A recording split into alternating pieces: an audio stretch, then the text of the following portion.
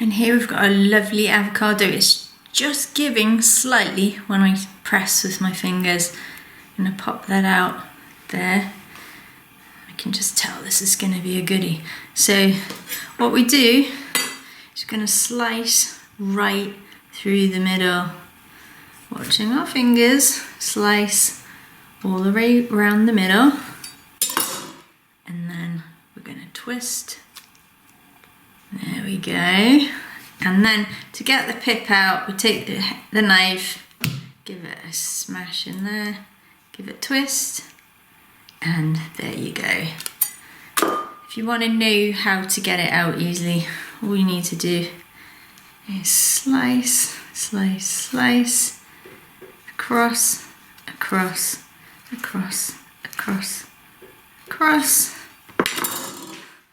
and then you just pop them out just like that, or you can get a spoon and there you go. You can pop it on whatever you like, just like that.